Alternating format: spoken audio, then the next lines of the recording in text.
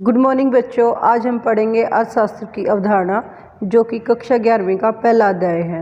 आपका कक्षा 11वीं में स्वागत है। आपने अर्थशास्त्र ली है, उसके बारे में ही आज हम डिस्कस करेंगे। अर्थशास्त्र यानी कि इकोनॉमिक्स क्यों इम्पोर्टेंट है, दैनिक जीवन में इकोनॉमिक्स के क्या क्या यूजेज है। तो चलो आज का लेक्चर शुरू करते हैं। अर्थशास्त्र की अवधारणा। कक्षा 11वीं में अर्थशास्त्र की 2 बुक्स हैं, जिनमें से एक आपको सांख्यिकी के बारे में बताती है, स्टैटिक्स के बारे में बताती है, और जो दूसरी बुक है वो इंडियन इकोनॉमी की बुक है। फर्स्ट आपकी सांख्यिकी है, सेकंड इंडियन इकोनॉमी की बुक है यानी कि भारतीय अर्थशास्त्र, जो कि आपने 10वीं कक्षा में भी पढ़ा है। अर्थशास्त्र के बारे में आपने 9th क्लास में और 10th क्लास दोनों में पढ़ा है। 9th क्लास में आपने पालमपुर गांव की स्टोरी के अकॉर्डिंग अर्थशास्त्र के बारे में थोड़ा सा जाना, फिर जाना कि जो मानव संसाधन है वो किस तरह अर्थशास्त्र यानी कि एक अर्थव्यवस्था के लिए इम्पोर्टेंट है। कक्षा 10वीं में आपने देखा कि जो विकास है वो अर्थशास्त्र के लिए कितना इम्पोर्टेंट है। किसी भी देश का जो विकास है वो किन तत्वों पर डिपेंड करता है। उसमें आपका स्वास्थ्य, आपकी शिक्षा शामिल होती है। साथ में आपने देखा संसाधन किस तरह एक अर्थव्यवस्था के लिए इम्पोर्टेंट है। तो अर्थशास्त्र आपके लिए नया सब्जेक्ट नहीं है। इस सब्जेक्ट को आपने इंटरेस्ट के साथ पढ़ना है, ना कि ये समझना है कि ये काफ़ी मुश्किल होता है। बहुत सारे स्टूडेंट्स के मन में ये डाउट होता है कि जो इकोनॉमिक्स होती है उसको वो स्टूडेंट लेते हैं जिनके पास मैथ होता है या जो मतलब बिल्कुल डिफरेंट सब्जेक्ट होता है। कुछों को मन में ये भ्रम होता है कि जो अर्थशास्त्र है वो मुश्किल सब्जेक्ट होता है। ऐसा बिल्कुल नहीं है। अर्थशास्त्र आपने कक्षा 9वीं और 10वीं में पढ़ रखा है और अर्थशास्त्र बहुत ही इंटरेस्टेड है और बहुत ही आसान है अगर आप इसको थोड़ा सा भी मन लगाकर पढ़ोगे। आज के इस लेक्चर को हम कर रहे हैं टी.आर. जैन की बुक से। टी.आर. जैन बुक है वो काफ़ी यूज़फुल होती है इकोनॉमिक्स स्टूडेंट्स के लिए, और क्योंकि ये इकोनॉमिक्स का पहला पार्ट है सांख्यिकी, और उसी को हम कवर कर रहे हैं। अगर आप किसी कॉम्पिटिटिव एग्ज़ाम के लिए चाहते हो तो आप एनसीईआरटी को फॉलो कर सकते हो। अदरवाइज़ जो टी.आर. जैन की बुक है वो आपके पूरे सिलेबस को कवर करती है और इसकी जो लैंग्वेज है वो काफ़ी इजी है, तो आप इसको ईजिली समझ सकते हो। तो शुरू करते हैं। अर्थशास्त्र यानी कि इकोनॉमिक्स। What is economics? शास्त्र हमें बताता है कि हम अपनी आवश्यकताओं को कैसे पूरा कर सकते हैं।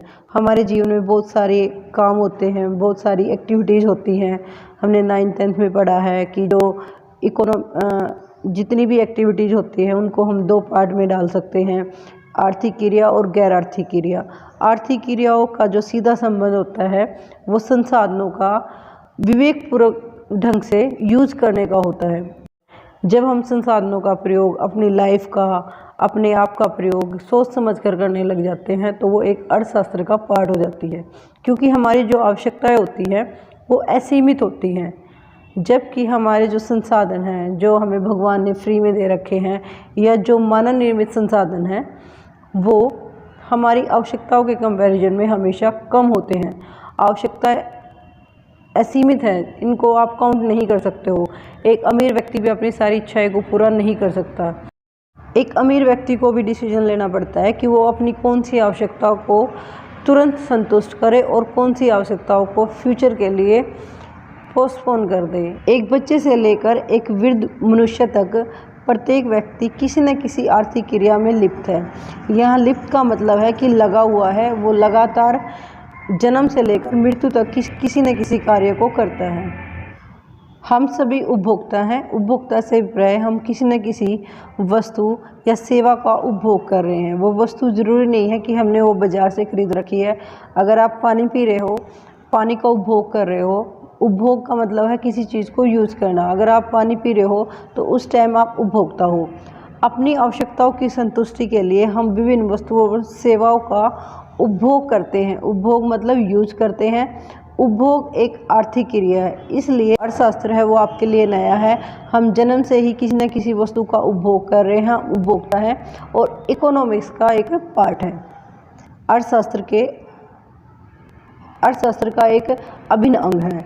तो हम देख लेते हैं उपभोक्ता कौन है। Who is a consumer. उपभोक्ता वह व्यक्ति है जो अपनी आवश्यकताओं की संतुष्टि के लिए वस्तुओं और सेवाओं का उपभोग करता है। यहाँ आवश्यकताओं का मतलब होता है वांट, जो भी आपकी इच्छाएं हैं। जैसे पानी पीने की इच्छा है, आपको पानी चाहिए, आवश्यकता है आपके शरीर के लिए, उसको संतुष्ट पूरा करने के लिए जब आप पानी पी रहे हो तो वो एक वस्तु है, तो आप उपभोग कर रहे हो उस वस्तु का और आपको उपभोक्ता कहा जाएगा। क्या है? उपभोग एक क्रिया है जिसके द्वारा अपनी आवश्यकताओं की प्रत्यक्ष संतुष्टि के लिए वस्तु और सेवाओं की उपयोगिता मूल्य का प्रयोग होता है। यहाँ उपयोगिता का मतलब है हम किसी भी वस्तु को तब चाहते हैं जब उसके अंदर वो गुण होता है जो आपकी आवश्यकताओं को पूरा कर सके। जैसे पानी के अंदर गुण है कि वो आपकी प्यास को मिटा सके, तो पानी की उपयोगिता है इसलिए है क्योंकि वो आपकी प्यास बुझा सकता है। तो हम वस्तु और सेवा का उपभोग इसलिए करते हैं क्योंकि उनके अंदर उपयोगिता है। वस्तु की उपयोगिता मूल्य का अर्थ है मानवीय आवश्यकताओं की संतुष्टि के लिए वस्तु और सेवाओं की अंतर्निहित क्षमता या गुण। आप सिंपल लैंग्वेज में कर सकते हो। वस्तु की उपयोगिता का अर्थ है वस्तु का वह गुण जो मनुष्य की आवश्यकताओं को पूरा करती है। यानी पानी के अंदर गुण है कि वो व्यक्ति की प्यास बुझा सकता है, तो वो पानी की उपयोगिता है। एक अन्य आर्थिक क्रिया उत्पादन है। उत्पादन एक महत्वपूर्ण आर्थिक क्रिया है जो हम में से बहुत से, जैसे प्रत्येक व्यक्ति किसी न किसी वस्तु का उपभोक्ता होता है, इसी प्रकार कुछ व्यक्ति हैं वो उत्पादक होते हैं।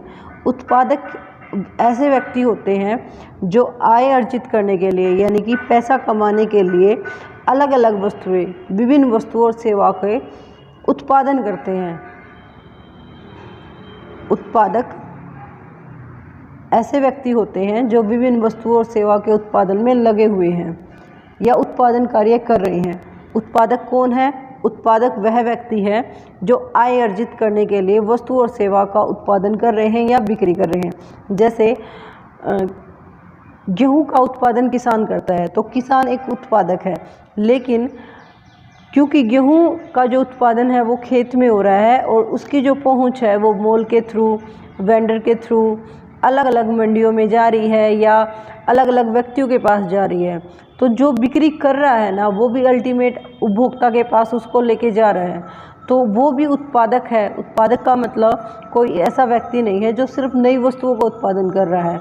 उत्पादक वो व्यक्ति भी होते हैं, उत्पादक उन व्यक्तियों को भी कहा जाता है जो उत्पादन के कार्य में न लगकर, डायरेक्टली उत्पादन के कार्य में न लगकर, लेकिन उत्पादन के कार्य में सहायक होते हैं, जो किसी वस्तु के मूल्य में वृद्धि कर रहे हैं। जैसे अगर मॉल में कोई वस्तु है वो आपकी पहुंच में नहीं है या मंडी में कोई वस्तु है वो आपके पहुंच में नहीं है, आप पहुंच में नहीं हैं, तो उसकी डिलीवरी की जाती है। तो डिलीवरी के टाइम पे जो चार्जेस लिए जाते हैं उससे डिलीवरी वालों को फ़ायदा होता है, जबकि जो आपके पास आ रही है वस्तु आपकी आवश्यकता की संतुष्टि हो रही है, तो जो उत्पादक है वो आप तक वस्तु को पहुंचा रहा है, बिक्री कर रहा है, तो वो भी ऑटोमेटिक एक उत्पादक है। उत्पादन क्या है? अब हम देख लेते हैं उत्पादन क्या है। What is production? उत्पादन वह क्रिया है जिसके द्वारा कच्चे माल को उपयोगी वस्तुओं में परिवर्तित किया जाता है, यानी कि बदला जाता है। उत्पादन में उन क्रियाओं को शामिल किया जाता है जो हमारी आवश्यकताओं को पूरी करने वाली वस्तुओं का निर्माण करते हैं। वस्तुएं तभी उपयोगी होती हैं जब उत्पादन प्रक्रिया में वे उपयोगिता मूल्य प्राप्त कर लेती हैं, लेकिन वस्तुएं तभी उपयोगी होती हैं जब वो उत्पादन क्रिया में उपयोगिता मूल्य प्राप्त कर लेती है, लेकिन कुछ वस्तुएं ऐसी होती हैं जो आपके लिए उपयोगी होती है लेकिन उनको उत्पादन प्रोसेस की आवश्यकता नहीं है। जैसे जो भगवान ने आपको फ्री में दे रखा है, हवा है, पानी है, ठीक है, उनको आप इजीली यूज कर सकते हो। हालांकि आज के टाइम में प्रदूषण बहुत ज़्यादा हो चुका है, इसलिए आपको पानी भी प्योरीफाई करना पड़ता है। हवा है उसका भी फिल्ट्रेशन होता है, तो उसके लिए आपको अलग से चार्ज देने पड़ते हैं, तो वो भी एक तरह से जो है वो प्रोडक्शन में ही शामिल होता है। आगे हम बात करते हैं अर्थशास्त्र की अन्य आर्थिक क्रियाओं के बारे में, जो कि बचत और निवेश है, सेविंग और इन्वेस्टमेंट। आप क्लास 10th में पढ़ चुके हैं कि निवेश और बचत क्या होती हैं। हम इससे बहुत से बचत करता है, यानी कि आप सेविंग करते हो, और बहुत सारे निवेश करता है। निवेश का मतलब क्लास 9th में भी करवाया गया था आपको कि जब आप अपनी अर्निंग को फ्यूचर के लिए बढ़ाते हो, यानी जब आप अपने पैसे को इस तरह लगाते हो ताकि फ्यूचर में आपकी इनकम कई गुना बढ़ सके, तो वो आप निवेशकर्ता कहलाते हो। भावी उपभोग के लिए जब आप निवेश को कि फ्यूचर में मैं उसका यूज़ करता हूँ, भावी उपभोग के लिए या आय प्राप्त करने की दृष्टि से या तो शेयर्स में या बॉन्ड्स में निवेश करते हो, तो आप अपनी आय का कुछ भाग अपने पास रखते हो। इसको ही हम बचत कहते हैं। बचत आय का वह भाग है जिसका उपभोग आज न करके बल्कि भविष्य में किया जाना हो, तो इस तरह हम आज किए जाने वाले उपभोग का त्याग करते हैं। तो बचत एक प्रकार का त्याग या संयम है। निवेश क्या है? निवेश होता है जब आप किसी परिसंपत्ति को खरीदते हो, जब आप नया मकान खरीदते हो, नई ज़मीन खरीदते हो, या आप कोई ऐसी मशीन खरीदते हो जिससे आपकी इनकम बढ़ती है, तो वो निवेश कहलाता है। या आज के टाइम आप पढ़ रहे हो क्योंकि फ्यूचर में आपको अच्छी नौकरी मिलेगी, तो वो एक तरह का निवेश है। अतएव हम उपभोक्ता, उत्पादक, बचतकर्ता तथा निवेशकर्ता होते हैं। हम सभी आर्थिक क्रियाओं में लगे होते हैं, संलग्न होते हैं। आर्थिक क्रियाओं में मेन आपके जो शामिल होती हैं वो उपभोग, उत्पादन, बचत और निवेश हैं। आर्थिक क्रिया क्या है? अब हम समझ लेते हैं आर्थिक क्रिया क्या है। हमने ये तो देख लिया कि जो आर्थिक क्रिया है वो उत्पादन, उपभोग, निवेश और बचत होती है, लेकिन आर्थिक क्रिया होती क्या है? आर्थिक क्रिया वे क्रिया होती हैं जो दुर्लभ संसाधन या साधन के प्रयोग के बारे में बताती है कि हम दुर्लभ संसाधनों का प्रयोग कैसे कर सकते हैं। हमारी जो आवश्यकताएं होती हैं वो लिमिटेड होती हैं, हमारी जो आवश्यकता होती है वो अनलिमिटेड होती है। वांट्स कभी भी फुलफिल नहीं हो सकती, आवश्यकता की कभी भी संतुष्टि नहीं हो सकती, जबकि जो हमारे साधन है वो हमेशा दुर्लभ है। मतलब आपकी इनकम जितनी मर्जी बढ़ जाए, आपकी जो आवश्यकता है वो उससे ज़्यादा होगी। अगर आप 10,000 कमा रहे हैं, अगर आपकी इनकम 10,000 है, तब आपके खर्चे 10,000 के अकॉर्डिंग है, लेकिन जब आपकी इनकम 20,000 है तो आपके खर्चे 20,000 के अकॉर्डिंग। आपकी इनकम हमेशा आपकी आवश्यकता से कम होती है।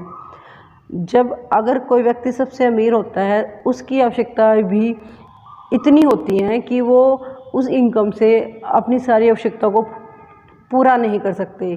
किसी भी अमीर व्यक्ति के बारे में आप सोच सकते हो, उसकी सारी आवश्यकताएं हैं वो पूरी नहीं हो सकती। सरकार उसके अकॉर्डिंग नहीं चल सकती, जो नेचर है वो उसके अकॉर्डिंग नहीं चल सकती। दिन रात ऐसे ही चेंज होते हैं, क्लाइमेट चेंज भी ऐसे ही होते हैं, जो ह्यूमन बिहेवियर है वो लगातार चेंज होता रहता है। तो सिर्फ पैसे पर कंट्रोल करने से जो व्यक्ति है वो खुशहाल नहीं हो सकता है, सुखी नहीं हो सकता है। खुशहाल होने के लिए जो लाइफ प्रोसेस है वो लगातार चलता रहता है। तो जो हमारी आवश्यकता है वो कभी न खत्म होने वाली है। तो हमें ये सोचना पड़ता है कि हम किस आवश्यकता को तुरंत संतुष्ट कर लें और किस आवश्यकता को भविष्य के लिए छोड़ दें।